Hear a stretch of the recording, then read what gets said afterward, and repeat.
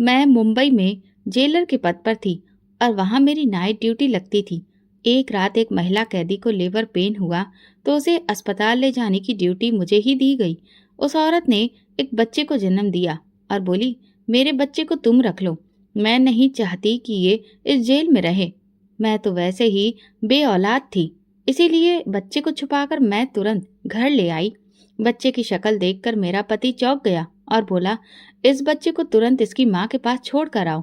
पति के आदेश पर मैं मजबूरी में वापस जेल गई तो वहां का नजारा देखकर दंग रह गई, क्योंकि उसकी माँ तो। मेरा नाम मंजू है। मेरी जिंदगी की कहानी अजीबोगरीब है। मेरा बचपन, जवानी और उम्र का हर हिस्सा बाकी लड़कियों से बहुत अलग रहा। इसीलिए मैं अपनी कहानी आज आप सबको सुनाने जा रही हूँ। शुरुआत मेरे माँ बाप की जिंदगी से करती हूँ। मेरे पिताजी दिल्ली से कारोबार के सिलसिले में मुंबई गए थे और वहीं पर उन्होंने अपनी जिंदगी के कुछ साल बिताए। वहीं पर माँ, जो कि मुंबई की रहने वाली बहुत खूबसूरत लड़की थी, उनसे उनकी शादी हुई। पिताजी बेशुमार दौलत के मालिक थे। दोनों की जोड़ी चांद और चकोर जैसी थी। शादी के शुरुआती दिन बहुत अच्छे गुजरे। पहले ही साल माँ उम्मीद से हुई और फिर उनके गर्भ में हम जुड़वा भाई बहन थे। हमारी पैदाइश के बाद माँ और पिताजी की खुशियां आसमान को छूने लगी। फिर पिताजी ने अपने शहर दिल्ली वापस लौटने का फैसला किया और हम सब दिल्ली आ गए। लेकिन दिल्ली हमें रास नहीं आई। पिताजी ने जब अपना वही कारोबार यहाँ शुरू किया तो उन्हें उसमें दिन ब दिन नुकसान होता गया। दिन रात की मेहनत और भारी नुकसान ने पिताजी की जान ले ली। एक दिन सदमे की वजह से उन्हें हार्ट अटैक आ गया और फिर वो इस दुनिया से चले गए। तब हमारी उम्र सिर्फ 2 साल थी। पिताजी की मौत के बाद माँ का वहाँ कोई नहीं था। ससुराल भी बस नाम का ही था। माँ को कोई सहारा नहीं मिल रहा था, इसलिए उन्होंने वापस मुंबई जाने का फैसला कर लिया। उनके मायके से भी उन्हें लेने उनके भाई आ गए थे। माँ ने जाना ही ठीक समझा, लेकिन जाते वक्त मेरी दादी ने हम दोनों बच्चों को अपने बेटे की आखिरी निशानी मानकर अपने पास रख लिया। माँ के मायके वालों को भी ये बात ठीक लगी कि माँ की उम्र अभी कम है और अगर उनके साथ बच्चे होंगे तो उनकी दूसरी शादी करवाना मुश्किल हो जाएगा। इसीलिए बच्चों को अपने ही परिवार में छोड़ देने का फैसला किया गया। मेरी माँ इसके लिए बिल्कुल भी राजी नहीं थी, लेकिन सबके दबाव के चलते वो मजबूरन हमें रोता बिलखता छोड़कर वापस मुंबई चली गई। कुछ समय तक दादी ने हमें पाला। जब हम 5 साल के हुए तो दादी का भी देहांत हो गया। अब हम चाचा चाची के भरोसे हो गए। यहीं से हमारी जिंदगी ने अजीब मोड़ लिया। हमारा बचपन जैसे सिर्फ खाने के लिए ही था। हमारी आंखों के सामने घर के बाकी बच्चे खेलते कूदते रहते, लेकिन हम बस तरसती आंखों से उन्हें देख सकते थे। खेलने की हमें इजाजत नहीं थी। मैं तो बहुत जल्दी इन हालातों में ढल गई थी, लेकिन कहते हैं लड़के किसी के बस में जल्दी नहीं आते। इसलिए जब कभी मेरा भाई बाकी बच्चों को खेलते देखता तो वो भी उनके साथ खेलने लगता। लेकिन तभी चाचा जी अपना जूता उठाते और भाई के सिर पर निशाना लगाकर मारते। फिर तो भाई रो रो कर बेहाल हो जाता। ये सब देखकर मैं इतना डर जाती कि चुपचाप एक कोना पकड़कर बैठ जाती। इस तरह हमारा बचपन बीतने लगा। खाने को अधूरी रोटी मिलती, पहनने को मुझे चाची की बेटी के पुराने कपड़े मिलते और भाई को मोहल्ले के लड़कों के फटे पुराने कपड़े। चाचा चाची के कोई औलाद नहीं थी। उनकी जो बेटी थी वो दरअसल चाची की बहन की बेटी थी, जिसे उन्होंने अपनी बहन और बहनोई के देहांत के बाद गोद लिया था। उनकी ख्वाहिश थी कि उनका अपना बेटा हो, इसीलिए चाचा ने अपने बड़े भाई यानी मेरे ताऊ का बेटा गोद लिया था। लेकिन वो भी 10-12 साल का होते ही अपने पिता के पास लौट गया। अब जब हम जवान होने लगे थे, चाचा की गोद ली हुई बेटी भी हमारी उम्र थी। जब गोद लिया हुआ बेटा चला गया तो चाचा को गहरा सदमा पहुंचा, लेकिन उन्होंने जल्दी ही खुद को संभाल लिया और उनके दिमाग में ये बात आई कि वे मेरे भाई को अपने बेटे के तौर पर रख सकते हैं। इससे उन्हें बुढ़ापे में सहारा मिल जाएगा और वे अपनी गोद ली हुई बेटी की शादी भी मेरे भाई से करके उसे हमेशा के लिए घर में रख सकते हैं।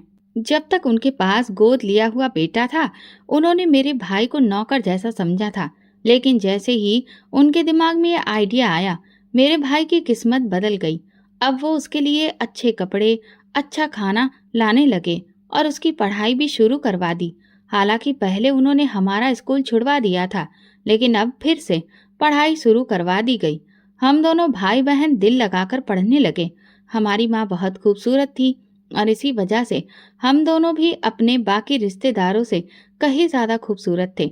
चाची की मुंह बोली बेटी मेरे भाई के साथ पढ़ती थी और उसका ध्यान रखती थी। धीरे धीरे भाई की उससे बातें बढ़ने लगीं और मैं खुद को अकेला महसूस करने लगी। कॉलेज से लौटकर मैं सारे घर का काम करती, क्योंकि ये सब मेरे कंधों पर डाल दिया गया था।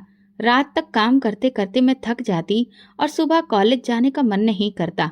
आखिरकार मैंने पढ़ाई छोड़ दी और घर के कामकाज को ही संभाल लिया। लेकिन किसी को भी इससे कोई फर्क नहीं पड़ा। मेरा भाई और चाचा की बेटी की नजदीकियां अब बहुत बढ़ गई थीं। उनका उठना बैठना, खाना पीना, घूमना सब एक साथ होता था और फिर जल्दी ही उनकी मंगनी भी कर दी गई। भाई के लिए तो अब वही सब कुछ थी, क्योंकि उसी की वजह से उसकी जिंदगी में बहार आई थी। जब हम 10 साल के थे तब हमें हमारे माँ बाप की शादी की तस्वीर दिखाई गई थी। तब हमने सोचा था कि बड़े होकर हम अपनी माँ से मिलने जरूर जाएंगे। मैंने वो तस्वीर संभाल कर रखी थी। अब जब मेरा भाई बड़ा हो गया तो मैंने उससे माँ से मिलने की बात की, लेकिन मेरी हैरानी और दुख की कोई सीमा नहीं रही जब मेरे भाई ने कहा कि ये सारे बेकार के ख्याल अपने दिल से निकाल दो। अगर माँ को हमारी फिक्र होती तो वो हमें कभी इस तरह से छोड़कर नहीं जाती। मेरी जिंदगी में अब सबसे ज्यादा जरूरी नैना है। ये सुनकर मैं और भी ज्यादा अकेली हो गई थी। मेरा एकमात्र सहारा मेरा भाई, वो भी मुझसे दूर हो चुका था। लेकिन हालात को देखते हुए मैंने भी सब्र कर लिया। मुझे अब सही वक्त का इंतजार था, क्योंकि मैं जिंदगी में एक बार, भले ही सिर्फ एक बार ही सही, अपनी माँ से जरूर मिलना चाहती थी। आज तक जो ताले मैंने अपनी जुबान पर लगाए थे वो सब माँ के सामने खोलना चाहती थी। अपने सारे दुख दर्द अपनी माँ को बताना चाहती थी कि उनके छोड़े जाने के बाद इस जमाने ने मुझ पर किस किस तरह के सितम ढाए हैं। भाई के बिछड़ जाने के बाद मैंने अपने भगवान से ही अपना मन लगा लिया था। अब इस घर में मुझे किसी भी रिश्ते से कोई मतलब नहीं था। मैं ज्यादातर सारे दुख अकेले ही झेलती रही और बस पूजा पाठ में खुद को व्यस्त कर लिया। मैं अक्सर अपनी माँ से मिलने की प्रार्थना रो रो कर करती थी। मेरा भगवान ही अब मेरा सहारा था, जो मुझे सही रास्ता दिखाता था। मुझे पूरी उम्मीद थी कि मेरी प्रार्थनाएं एक दिन जरूर रंग लाएंगी और मैं अपनी माँ से जरूर मिलूंगी। कई बार तो मेरे मन में घर से भाग जाने का भी ख्याल आया, लेकिन फिर मैंने अपने दिल को समझा लिया कि अगर मैंने ऐसा कोई भी कदम उठाया तो लोग मेरी माँ को बुरा समझेंगे, कहेंगे कि जरूर इसकी माँ ही खराब औरत रही होगी, जिसकी वजह से बेटी ने ऐसा काम किया है। कुछ साल यूं ही अकेलेपन में गुजर गए, लेकिन इन सालों में मुझे जो सुकून मिला उसने मेरे दिल को तसल्ली दी कि अभी ना सही, लेकिन कभी तो वो दिन आएगा जब मेरी ये इच्छा पूरी होगी। अब मेरा दिल मान चुका था कि सच में ये दुनिया एक माया जाल है जिसमें हम सब लोग फंसे हुए हैं। एक दिन मेरा भाई कमरे में आया। ये चमत्कार कई महीनों बाद हुआ था, क्योंकि उसे मुझसे बात करने से पहले अपने मंगेतर और उसकी माँ की इजाजत लेनी पड़ती थी, और मैं भी उन लोगों की जिंदगी में दखल देना छोड़ चुकी थी, क्योंकि अब उसे सब कुछ मिल गया था जिसमें वो खुश था। मैं भी उसकी खुशी में ही अब खुश रहना सीख गई थी। उसी दिन भाई ने आकर मुझे बताया कि कुछ दिनों में उसकी शादी होने वाली है। मैंने उसे बधाई दी। तब उसने कहा कि वो चाहता है कि मेरा भी घर बस जाए, क्योंकि कहीं ऐसा ना हो कि उसकी शादी के बाद ये लोग मुझे उम्र भर के लिए नौकरानी बनाकर ना रख लें। मैं तुम्हें इस तरह से बर्बाद होता हुआ नहीं देख सकता। ये कहते हुए उसकी आंखें भर आई थीं और पहली बार मुझे अपने भाई के अंदर माँ की ममता का रूप दिखाई दिया था। मैं उसके गले लग गई और फिर मैंने अपना हर फैसला उसके ही हवाले करते हुए कहा, जो भी मेरा भाई तय करेगा वो मुझे मंजूर होगा। और इस बार मैंने अपनी माँ से मिलने की इच्छा भी नहीं जताई थी। मैं समझ चुकी थी कि वो अब इस मामले में मजबूर है। फिर हम दोनों ने बहुत सारी बातें की और अगले दिन से ही उसकी शादी की तैयारियां शुरू हो गईं। मैं भी इन तैयारियों में पूरे दिल से शामिल हो गई, क्योंकि मैं नहीं चाहती थी कि भाई मेरी उदासी की वजह से अपनी खुशियों में कोई भी कमी महसूस करे। चाचा भी अपनी मुंह बोली बेटी की खुशी में मगन थे, इसलिए उन्होंने मुझ पर कोई भी रोक टोक नहीं लगाई। उन्होंने मुझे भाई की शादी के लिए अच्छे कपड़े भी दिलवाए। पहली बार मैंने अपने परिवार के लगभग सभी लोगों से मुलाकात की और इसके अलावा चाचा के जान पहचान वाले और रिश्तेदारों से भी मेरा मिलना हुआ। हर कोई जब मुझसे मिलता तो मेरे माँ बाप का जिक्र जरूर करता। मुझे लगता था कि जैसे सब उन्हें भूल चुके हैं, लेकिन ऐसा नहीं था। इस बार मुझे खूब प्यार मिला और ये एहसास हुआ कि दुनिया इतनी भी बुरी नहीं है। यहाँ पर कई लोग बहुत अच्छे भी हैं। भाई की शादी काफ़ी अच्छे तरीके से हो गई और जल्दी ही मेरे लिए भी रिश्ते देखे जाने शुरू हो गए। भाई ने अपने ससुराल में ये बात साफ कह दी थी कि जो भी रिश्ता आएगा उसे पसंद करने या ना करने का अधिकार सिर्फ मेरी बहन को होगा। अब वो इन लोगों के सामने बोलना भी सीख गया था। मैंने अब तक कई रिश्ते ठुकरा दिए थे, लेकिन अब की बार जो रिश्ता आया था वो मेरे चाचा के मुताबिक काफ़ी अमीर था और वो लड़का अपने माँ बाप के कारोबार का अकेला मालिक था। अब इस बात का फैसला मुझसे मिलकर ही होना था। अगले ही दिन वो लोग मिलने के लिए आए। मुझे हैरानी इस बात की हुई कि जिसे वो लोग लड़का कह रहे थे वो तो एक अच्छी खासी उम्र का मर्द था, लेकिन इसके अलावा उसमें और कोई कमी नहीं थी। चाय नाश्ता करने से पहले ही उस लड़के ने मुझसे अकेले में कुछ बात करने के लिए वक्त मांगा। सबने इस बात पर पहले हैरानी जताई, लेकिन मैंने हामी भर दी। जब हम दोनों अकेले बात कर रहे थे तो उसने कहा, आप सोच रही होंगी कि मेरी उम्र आपसे काफ़ी ज़्यादा है, फिर भी मैंने अब तक शादी क्यों नहीं की। दरअसल मैं ये शादी सिर्फ अपने माँ बाप की खुशी के लिए कर रहा हूँ। वो लोग शादी के बाद लंदन चले जाएंगे और उसके बाद आप अपनी मर्जी की मालिक होंगी, चाहे मेरे साथ रहें या फिर जहाँ चाहें वहाँ जाएं। आपकी हर इच्छा मेरी तरफ से पूरी होगी, लेकिन मैं आप पर कोई भी रोक टोक नहीं करूँगा। उसकी बात सुनकर मुझे बहुत हैरानी हुई, लेकिन मेरी आंखों में फिर से मेरे पुराने सपने जागने लगे थे। अब तो इनकार की कोई वजह ही नहीं रह गई थी, इसलिए मैंने तुरंत इस रिश्ते के लिए हामी भर दी। घर वालों के पास लौटकर हमने अपनी रजामंदी जाहिर की तो सब लोग बहुत खुश हो गए। मेरी सास के कहने पर मेरे होने वाले पति ने मुझे अंगूठी पहनाई और मंगनी की रस्म पूरी हो गई। जल्दी ही शादी की तारीख तय हो गई और घर वालों को थोड़ी बहुत तैयारी का समय मिल गया। हालांकि ये बात सच थी कि मेरी आंखों में कभी शादी का कोई सपना नहीं था, ना ही मेरे दिल में शादी को लेकर कोई जज्बात थे। फिर भी मैं बहुत खुश थी। मुझे लग रहा था कि इस शादी के बाद मैं मुंबई जाकर अपनी माँ के पास पहुँच जाऊंगी। मुझे खुश देखकर सब लोग यही समझ रहे थे कि मैं शादी से बहुत खुश हूँ। मैंने सबका भ्रम बना रहने दिया। भाई अपनी शादी की तरह मेरी शादी की तैयारियों में भी दिलो जान से लगा हुआ था। मैंने देखा कि उसकी पत्नी का चेहरा थोड़ा उतरा हुआ था। शायद उसे इस बात का दुख हो रहा था कि भाई ने शादी की तैयारियों में उसे नज़रअंदाज किया था। शायद वो उसे बहुत ज़्यादा मोहब्बत करती थी। मेरी होने वाली सास एक बहुत अच्छी औरत थी। रिश्ता तय हो जाने के बाद वो कई बार मुझसे मिलने आई और हर बार मुझसे कहती, तुम मेरे बेटे के साथ कभी मत छोड़ना। और मैं उन्हें भरोसा दिलाती कि ऐसा कभी नहीं होगा, लेकिन पता नहीं क्यों उनका दिल हर बार घबराया हुआ लगता। अगली बार जब भी वो आती तो यही बात दोहराती और उनके चेहरे की फिक्र देखकर मेरा दिल भी घबरा जाता। आखिर उनके बेटे में ऐसी क्या बात थी जो उन्हें इतना डर लग रहा था। मुझे याद आया कि मेरे होने वाले पति ने भी उस दिन एक अजीब सी बात कही थी, शादी के बाद तुम जहाँ चाहे रह सकती हो। मुझे अब ये सब कुछ शादी के बाद में ही समझ में आना था, इसीलिए हर बार मैं अपनी सास को यकीन दिलाती कि मैं उनके बेटे का साथ जिंदगी भर निभाऊंगी। ये सुनकर वो बहुत खुश हो जाती और मुझे दुआएं देने लगती। मैं तो इतनी मजबूर थी कि कुछ कह नहीं सकती थी। हालांकि मुझे उनके आशीर्वाद की सख्त जरूरत थी, और भला मैं अपने पति के साथ क्यों छोड़ती, क्योंकि अब तो वही मेरी एकमात्र उम्मीद थे। मैं उन्हें नहीं छोड़ सकती थी। फिर मेरी होने वाली सास मुझे अपने साथ शॉपिंग करवाने ले गई। वो दिन मेरी जिंदगी का पहला ऐसा दिन था जब मैंने अपने लिए शॉपिंग अपनी मर्जी से की थी। पहले तो मैं हमेशा नैना के उतरे हुए कपड़े ही पहनती थी। फिर कभी दिवाली पर अगर कोई नया कपड़ा मिलता भी था तो वो भी मेरी चाची अपनी मर्जी से खरीद कर लाती थी। आज मैं खुद को बहुत इज्जतदार महसूस कर रही थी। सास और होने वाले पति दोनों ही मेरे साथ थे।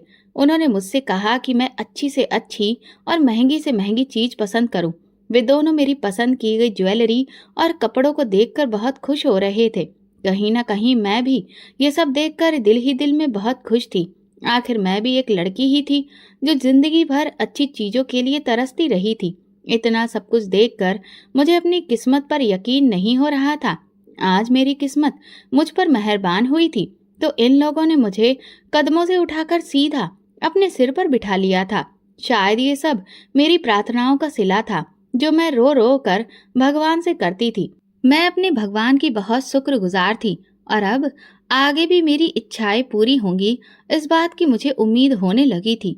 जब हम शॉपिंग करके घर पहुंचे तो मेरे चाची और नैना ये सब देखकर दंग रह गए। सारी चीजें इतनी महंगी थी जितनी उन्होंने कभी पहनी भी नहीं थी और मैं तो वो लड़की थी जो उनके टुकड़ों पर पली थी। मेरे इतने ठाठ देखकर उन्हें बड़ी हैरानी हो रही थी। पूरे दिन की शॉपिंग के बाद मैं काफी थक चुकी थी, इसलिए जल्दी जल्दी अपने कमरे में गई और लेट कर सो गई। खाना मैं बाहर अपने ससुराल वालों के साथ ही खा चुकी थी। अगली सुबह जब मैं कमरे से बाहर आई तो घर के रंग ही बदले हुए थे। सबका रवैया मेरे साथ बहुत अच्छा था। जो लोग सच कहूं तो मुझे अब तक इस घर में नौकरानी के अलावा कुछ भी नहीं समझते थे। आज जिंदगी में पहली बार उन्होंने मुझे नाश्ते के लिए पूछा था। मुझे ये सब देखकर बहुत हैरानी हो रही थी, लेकिन मैं जान चुकी थी कि ये सब कुछ सिर्फ पैसों की ताकत की वजह से था। काश मेरे माता पिता मेरे साथ होते तो हमारी जिंदगी शुरू से ही कितनी खुशहाल होती। तो शायद मेरे साथ बचपन से ही इन सब रिश्तेदारों का ऐसा ही अच्छा व्यवहार होता।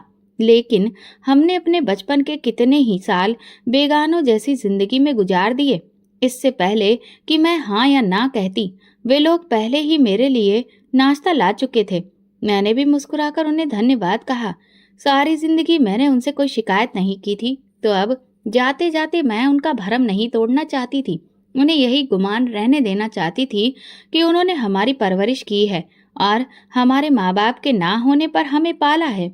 शाम को मेरी मेहंदी की रस्म थी जिसके लिए चाची मुझे पार्लर लेकर जाना चाहती थी। उन्होंने जल्दी नाश्ता करने को कहा और फिर हम तैयार होने चले गए। जब मैं नाश्ता करके उठी तो मेरी चाची और नैना दोनों मेरे पास आ गईं। मेरा हाथ पकड़कर वे मुझे अपने साथ गाड़ी में बिठाकर पार्लर ले जाने लगी। रास्ते में चाची मुझसे ढेर सारी बातें करती रही और मैं पत्थर बनी सिर्फ उनकी बातें सुनती रही। एक दो बार ही शायद मैंने हाँ में सिर हिलाया था। चाची पूरी तरह से ये बात मेरे दिल में बिठाना चाहती थी कि बे ही मेरी माँ है और वो सारी बदसलूकियां जो उन्होंने मेरे साथ की थी वो तो बस परवरिश का एक हिस्सा थी। शायद ये सब इसलिए था कि मैं शादी के बाद उनसे अच्छे रिश्ते बनाए रखूं। इसकी सबसे बड़ी वजह मेरे होने वाले पति का रुतबा, पैसा और दौलत थी। उनका ये प्यार और मीठे बोल सुनकर मेरी आंखों से आंसू बहने लगे। आज मैं खुद को पहले से कई ज्यादा बेहतर समझने लगी थी। इस दुनिया में दौलत की अहमियत इंसान के होने से भी कहीं ज्यादा है, जिसने एक पल में मुझे नौकरानी की हैसियत से निकालकर चाची की शान बना दिया था। पार्लर पहुंचकर मेरा सबसे महंगा ट्रीटमेंट करवाया गया। आज शाम शादी की रस्म के लिए भरपूर तैयारी की गई। शाम को मेहंदी की रस्म बहुत ही शानदार तरीके से हुई। अगले दिन मेरी शादी थी और फिर विदाई भी। मेहंदी की रात में मैं बहुत थक चुकी थी। इसके बाद भी नींद मेरी आंखों से कोसों दूर थी। न जाने क्यों सारी रात मेरी आंखें नम रहीं। दिल में अजीब तरह के जज्बात बार बार उठ रहे थे। मैं खुद से कह रही थी, माँ मैं आपको अभी तक नहीं देख पाई। बस मेरा एक भाई है जिससे मैं अब दूर नहीं जाना चाहती। भाई और मेरा साथ बचपन से ही दोस्तों की तरह रहा। हम दोनों जुड़वा थे, इसीलिए हर पल को साथ में जिया। बेशक हमने जिंदगी में खुशियों से ज्यादा दुख झेले, लेकिन फिर भी एक दूसरे का साथ हमें हर तकलीफ को बर्दाश्त करने की ताकत देता था। भले ही मैं भाई की हमउम्र थी, लेकिन हमेशा ही बड़ी बहन बनकर माँ का फर्ज निभाया था। भाई को अकेला छोड़कर जाने के बारे में सोचकर मेरा दिल फट रहा था। पर अजीब बात यह थी कि भाई ने ही मेरा रिश्ता मेरी पसंद से करवाने के लिए घर वालों से झगड़ा किया था। वही भाई अब मुझसे इतना दूर दूर क्यों था? मेहंदी की रस्म में भी पूरी शाम मैंने उसे कहीं नहीं देखा था। वो न जाने कहाँ गुम था, किस कोने में जाकर छुप गया था। मेरी आंखें उसे देखने के लिए तरस रही थी। इस भरी दुनिया में एक वही तो मेरा सगा था। सुबह की हल्की हल्की रोशनी जैसे ही मेरे कमरे के अंदर आई, मैं तुरंत उठकर बाहर आ गई। दिल में एक अजीब सी उदासी छाई थी। नहा धोकर तैयार होने के बाद पूजा पाठ की और फिर मैं आंगन में आई तो ये देखकर मेरी जान निकल गई कि मेरा भाई आंगन में अकेले एक बेंच पर लेटा था। मैं भागकर उसकी तरफ पहुंची तो देखा कि वो गहरी नींद में था। वो ना जाने कब बाहर आकर सोया था। मेरा दिल टूटने लगा कि क्या वजह होगी जो ये यहाँ पर सोया है। मेरे दिल में कई सारे सवाल पैदा हो रहे थे। पता नहीं नैना ने कुछ कहकर इसे बाहर भेज दिया या फिर सास ससुर से कोई अनबन हो गई। मैं वहीं आंगन में बैठ गई और उसका सिर अपनी गोद में रख लिया। उसके बालों में उंगलियां फेरते हुए उसे सहलाने लगी।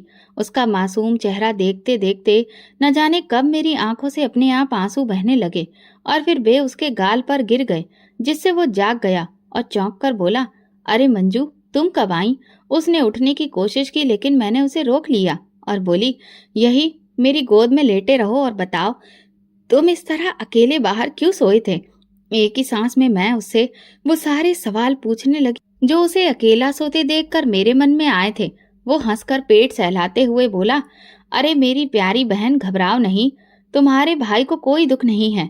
सच तो यह है कि रात तुम्हारी शादी के बारे में सोच सोच कर दिल घबरा गया था कि तुम बस इस घर में एक दिन की मेहमान हो और फिर हमेशा के लिए अपने घर की हो जाओगी। मैं खुश तो बहुत हूँ, लेकिन फिर भी तुम्हारी जुदाई से डर गया था और नींद नहीं आई तो बाहर खुली हवा में आकर बैठ गया। मैंने कहा फिर मेरे पास ही आ जाते, मैं कौन सा सारी रात सो सकी थी। वो बोला, तुम्हारी नींद खराब नहीं करना चाहता था, इसीलिए यहीं लेट गया और पता नहीं कब आंख लग गई। फिर हम दोनों भाई बहन देर तक बातें करते रहे, एक दूसरे के सुख दुख याद करके कभी हंसते कभी रोते रहे। थोड़ी देर में सामने से मेरे भाई की पत्नी दिखाई दी, जो नाश्ते की ट्रे हाथ में उठाए हमारी तरफ आ रही थी। हमने तुरंत अपने आंसू पोंछ लिए और खुद को संभाल लिया। हल्का सा बेहतर महसूस करके हम मुस्कुराने लगे। फिर हम तीनों ने मिलकर नाश्ता किया और उसके बाद हम फिर बातें करने लगे। तब तक चाची आ गईं और उन्होंने मेरे चेहरे की उदासी भांप ली। वो बोली, मंजू, मुझे लगता है कि तुम पूरी रात सोई नहीं और रोती रही हो। उनके इस प्यार भरे अंदाज पर मैं कोई जवाब न दे सकी और खामोशी से सर झुका लिया।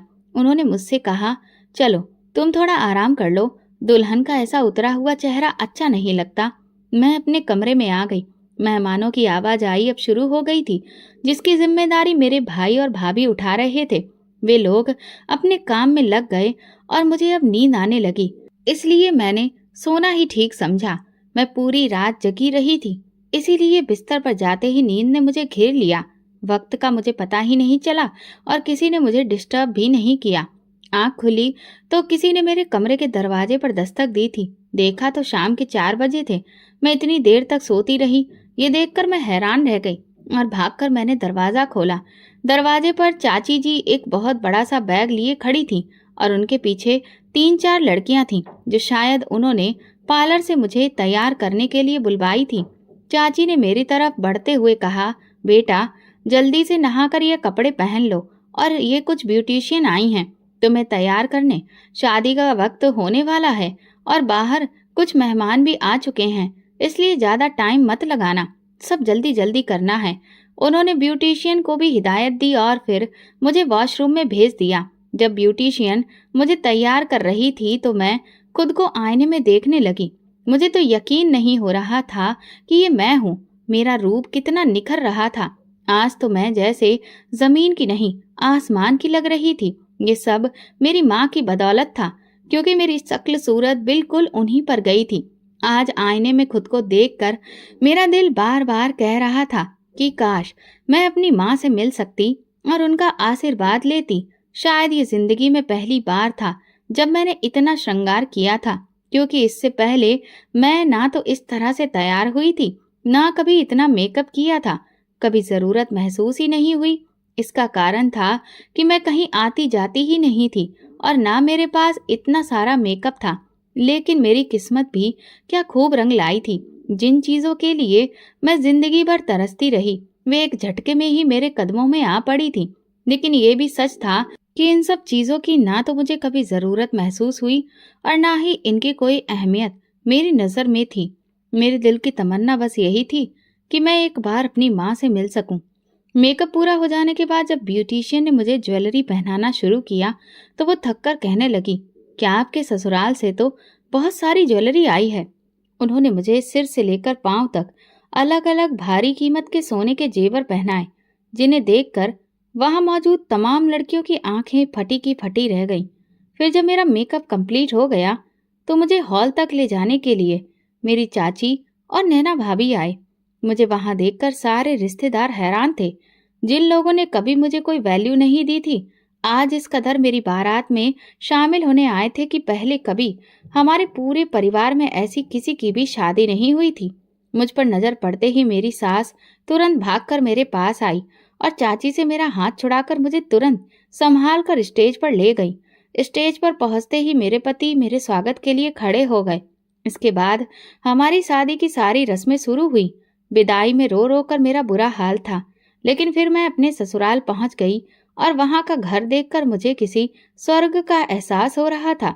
उस घर को फूलों और रंग बिरंगी लाइटों से सजाया गया था, जैसे कि कहीं की राजकुमारी का स्वागत करना हो।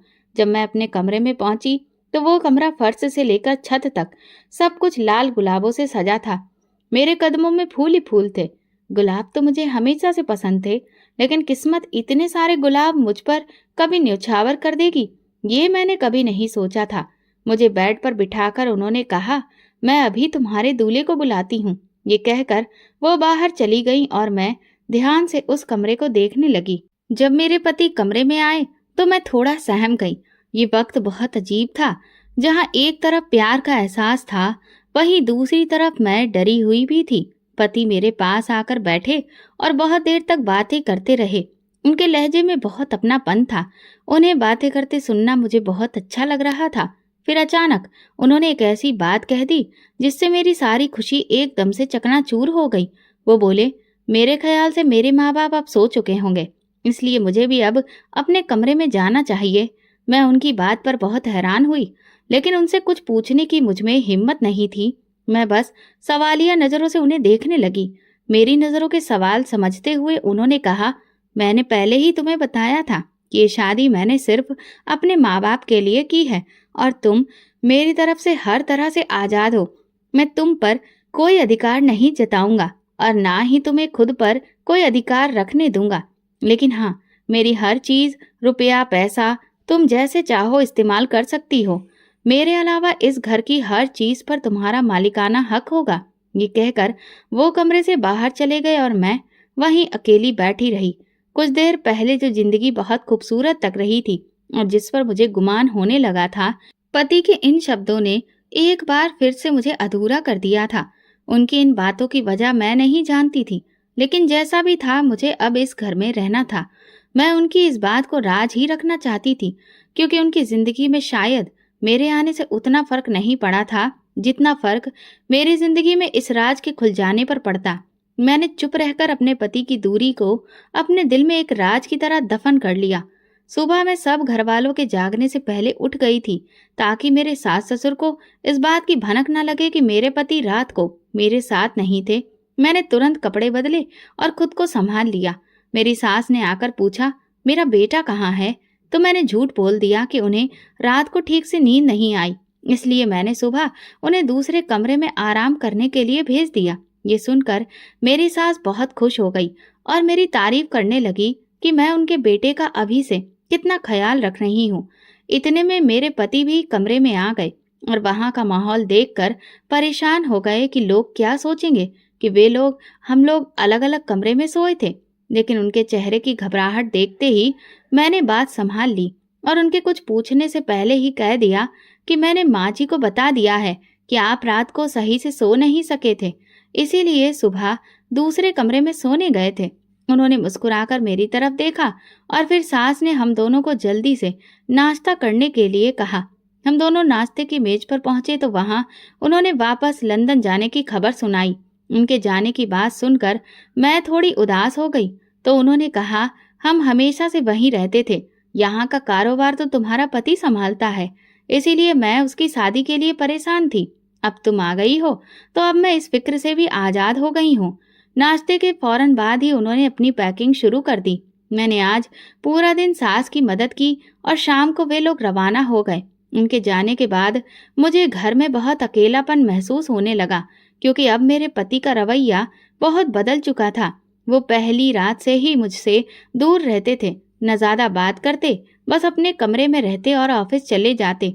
हमारा मिलन सिर्फ नाश्ते और खाने के समय होता। वो बहुत ज्यादा हंसते बोलते भी नहीं थे। शादी के 1 हफ्ते बाद मेरी भाभी मुझसे मिलने के लिए आई। मेरे पति उस वक्त ऑफिस गए हुए थे। उन्होंने शरारत भरे अंदाज में मुझसे पूछा कि हम लोग हनीमून के लिए कहाँ जा रहे हैं। तो मेरे दिमाग में ख्याल आया कि अपने पति से मुंबई चलने की बात करूं, जहां मेरी मंजिल मेरी माँ थी। और फिर मैं बेसब्री से अपने पति के वापस आने का इंतजार करने लगी। शाम को वो वापस आए तो मैंने उनसे कहा, मेरी भाभी पूछ रही थी कि हम हनीमून पर कहाँ जा रहे हैं और मेरी इच्छा है कि आप मुझे मुंबई लेकर चलें। इस बात पर मेरे पति ने बड़ा उखड़ा सा जवाब दिया और बोले, जब तुम जानती हो कि हमारे बीच कोई रिश्ता नहीं है तो फिर हनीमून कैसा? अब अगर तुम्हें मुंबई जाना है तो मैं तुम्हारे लिए सारे इंतजाम कर देता हूँ, तुम खुद चली जाओ। मैंने उनसे कहा, मैं पहले कभी कहीं अकेले नहीं गई हूँ, आपके बगैर मैं भला वहां कैसे जा सकती हूँ? इस पर मेरे पति ने कहा, मेरी जिंदगी तुम्हारे साथ अब ऐसे ही गुजरेगी। तुम्हें अपनी हर चीज और हर जिम्मेदारी अकेले ही निभानी होगी। मेरे साथ की तुम उम्मीद कभी मत करना। उनकी इस बात से मुझे बहुत बुरा लगा और फिर मैंने सोच लिया कि जो मर्द मेरा सहारा नहीं बन सकता, उसके साथ जिंदगी गुजारने का आखिर फायदा क्या है? ये पैसा तो मेरी मंजिल कभी नहीं था। फिर मैंने उनसे कहा, ठीक है, आप मेरे जाने का इंतजाम कर दीजिए, मैं वहां अकेले ही चली जाऊंगी। मेरे पति ने अपने ऑफिस में फोन किया और मेरे मुंबई जाने के लिए फ्लाइट की टिकट का इंतजाम करने को कहा। मेरे अभी जाने में कुछ दिन बाकी थे। इन दिनों मैं अपने पति के पास जाने की कोशिश करती रही, लेकिन मेरे पति को ना जाने इस बात से क्यों ऐतराज था।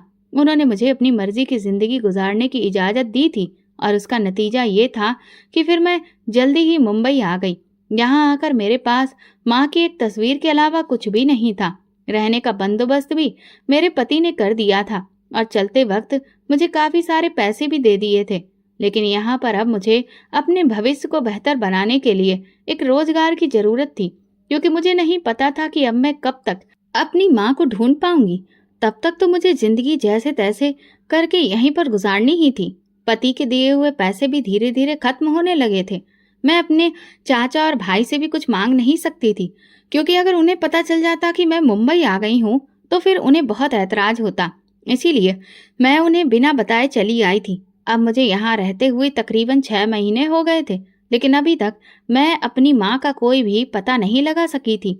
एक दिन अखबार पढ़ते हुए मैंने लड़कियों के लिए पुलिस में नौकरी की सूचना देखी। ये देखकर मेरे मन में ख्याल आया कि अगर मैं पुलिस में भर्ती हो जाऊं तो अपनी माँ का पता आसानी से लगा सकती हूँ। इसलिए मैंने कोशिश की और मेरी कोशिश कामयाब रही।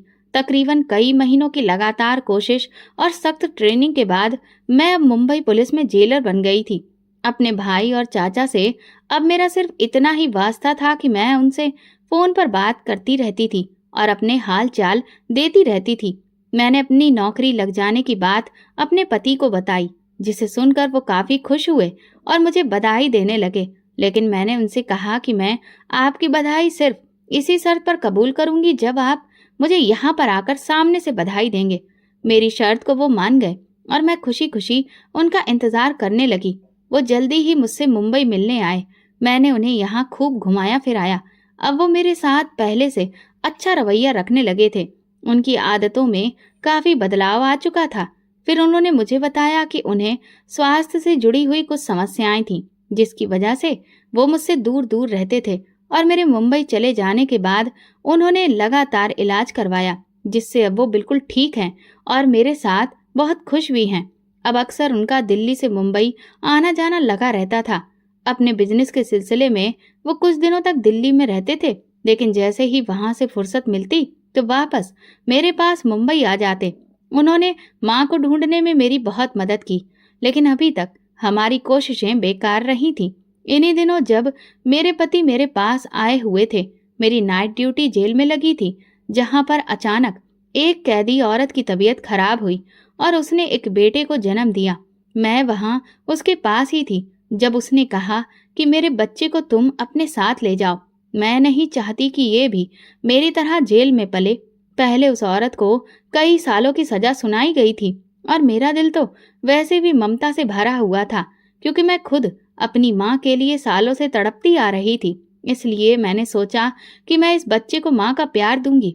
लेकिन जब मैं बच्चा लेकर अपने घर पहुंची और अपने पति को ये खुशखबरी सुनाई तो वो बच्चे का चेहरा देखकर अचानक रोने लगे।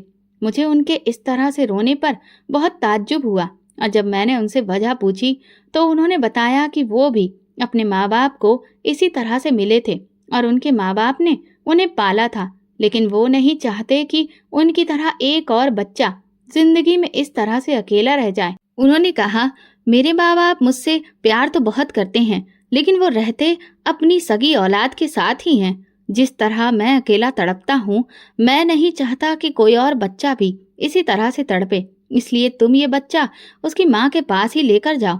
भले ही उसकी माँ जेल में ही हो, लेकिन फिर भी कम से कम वहां पर वो होगा तो अपनी माँ के पास ही। मैं फिर मजबूरन वो बच्चा लेकर वापस जेल में पहुंची, लेकिन वहां जो कुछ मैंने देखा उसे देखकर मेरे सिर पर आसमान टूट पड़ा, क्योंकि वहां पर उस बच्चे की माँ से 2 औरतें मिलने आई थीं, जिनमें से एक की शक्ल बिल्कुल मेरी माँ से मिलती जुलती थी। उन्हें देखकर मेरे दिल में अजीब से जज्बात उभरने लगे और मेरा दिल उनसे मिलने को बेकरार हो गया। लेकिन अब वो काफी बूढ़ी हो चुकी थी और मुझे अपनी आंखों पर यकीन नहीं हो रहा था। शायद मैं उन्हें पहचानने में गलती कर रही थी, इसलिए पहले मैं इस बात को पक्का करना जरूरी समझ रही थी कि वो औरत मेरी माँ है या फिर वो कोई और है।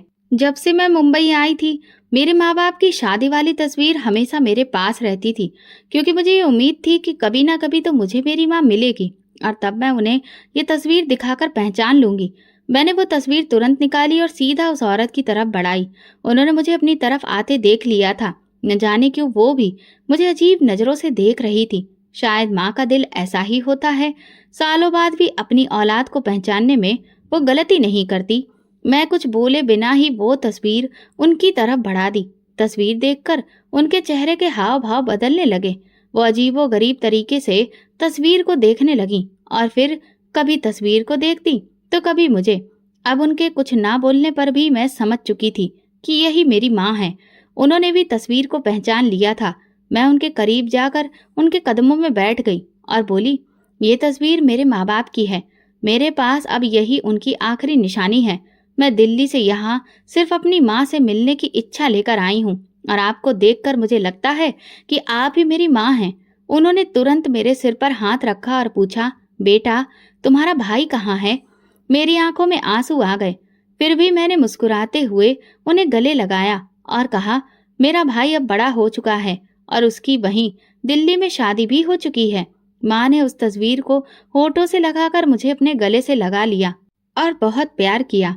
मैंने उनसे अपने साथ घर चलने की ख्वाहिश जाहिर की। माँ ने बताया कि उन्होंने पिताजी के बाद दोबारा कभी शादी नहीं की। वो एक एनजीओ से जुड़ गई हैं जो बेसहारा और उनके जैसी औरतों की मदद करता है।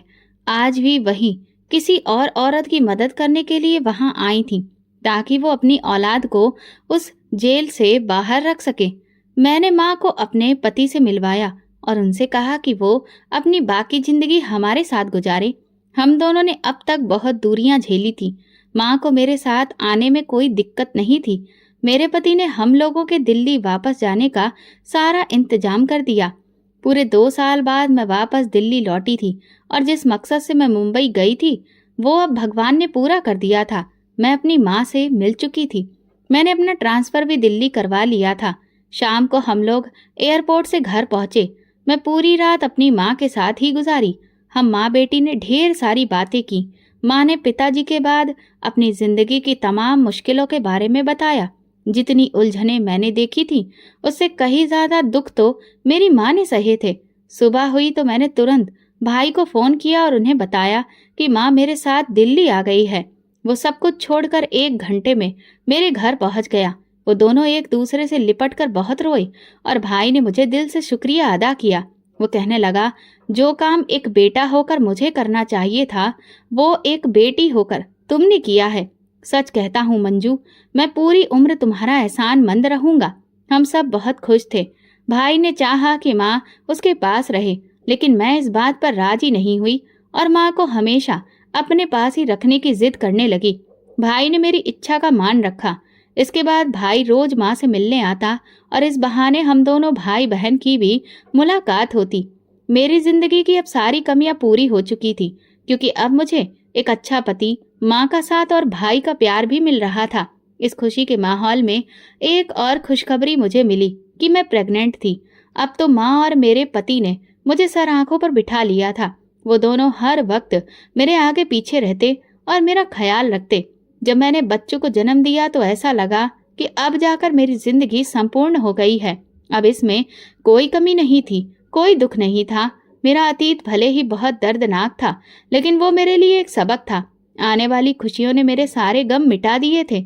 मेरे बेटे की पैदाइश हो जाने के बाद मेरी सास ने फैसला किया कि वो कुछ सालों तक मेरे पास ही रहेंगी, ताकि वो अपने पोते के साथ खूब सारा वक्त बिता सके। मुझे तो बचपन में माँ का प्यार नहीं मिला, लेकिन मेरे बच्चे को नानी, दादी और माँ सबका प्यार भरपूर मिल रहा था, जिसे देखकर मैं भगवान का लाख लाख शुक्रिया अदा करती थी। तो दोस्तों, आपको हमारी ये कहानी कैसी लगी? अगर कहानी पसंद आई हो तो कमेंट करके ज़रूर बताएं। वीडियो को लाइक करें और ज़्यादा से ज़्यादा शेयर करें। अगर आप चैनल पर नए हैं तो सब्सक्राइब जरूर करें और नोटिफिकेशन बेल दबाएं, ताकि अगली अपडेट सबसे पहले आपको मिले। धन्यवाद।